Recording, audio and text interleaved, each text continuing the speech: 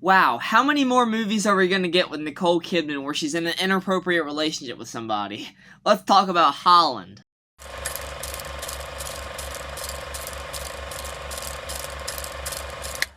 Hey guys, AJYT Abbott here. Welcome back to another movie review. We're talking about Holland today. This is an Amazon Prime Video film starring Nicole Kidman, Gael Garcia Bernal, and Matthew Macfadyen, as well as Rachel Sennett in there for like just 2 minutes. Weird. Also, you've got Jude Hill in here from Belfast from 2021. Anyone ever seen that movie? Great kid actor, and he does great here. And this video will contain spoilers. This is a spoiler review, so if you haven't seen Holland yet, go check it out on Amazon Prime Video and come back and hear my thoughts. So, I'm not really sure why this movie isn't a theatrical release, because first thing I want to say is that it's filmed really well. There's some great sequences in here that would look great on the big screen. I think it has the star power, for sure, when Nicole Kidman is killing it as our leading lady here, Nancy, and then you got Matthew Macfadyen as Frank, her husband, and Gael Garcia Bernal as Fred. Yeah. And this is a interesting movie. It's a very intriguing film. It's a mystery thriller where Nicole Kidman's character is trying to figure out what is going on in her neighborhood, what is going on with her husband. It's a small town. You know, we see that they're very involved in the community. Her husband is a big pillar of that community.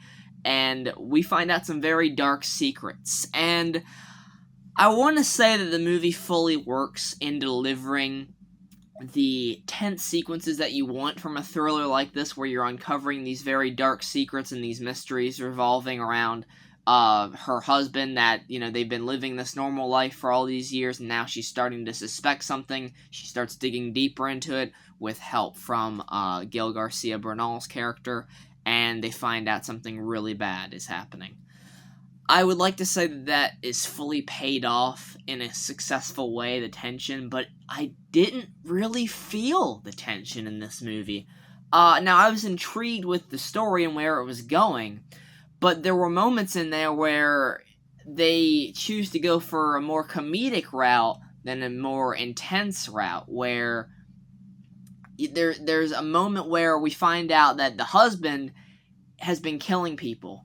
These activists, I guess people that are threatening the community of Holland or something. It's never really delved into why he's killing these people. It's just, he's killing these people. I just saw in a newspaper headline, one of them was an activist, so I guess that has something to do with it.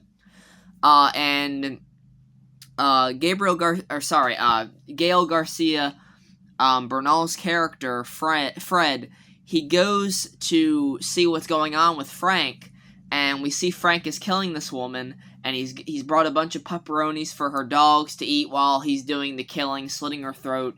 And this scars Fred, and Fred has an altercation with Frank. They fight, and it ends with Frank getting stabbed and getting pushed into the lake. So Matthew Macfadyen's character is drowning.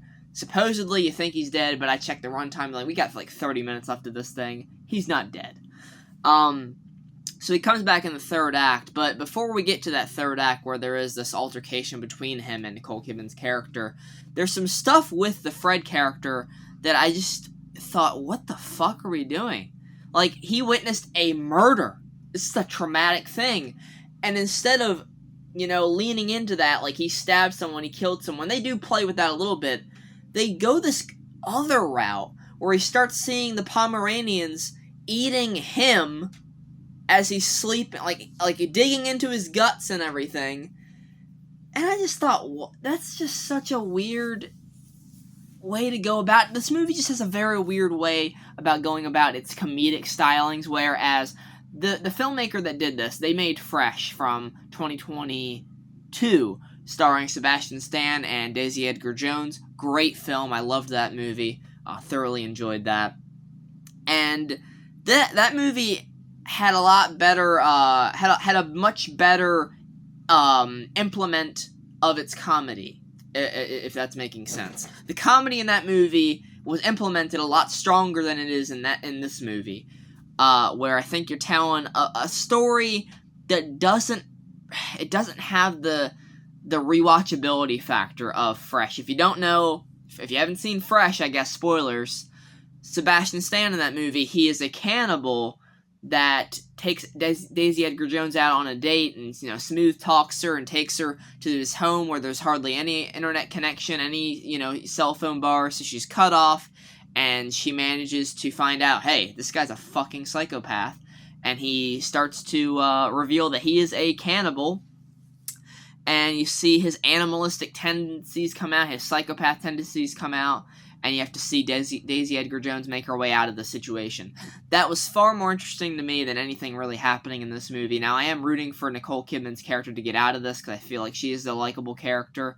She wants what's best for her child. As soon as she finds out who Frank really is, she's immediately concerned, and then even when Fred wants to expose it to the public that he did all this, she's like, no, we can't do that because that'll ruin my kid's life. They want to let him down easy with that news.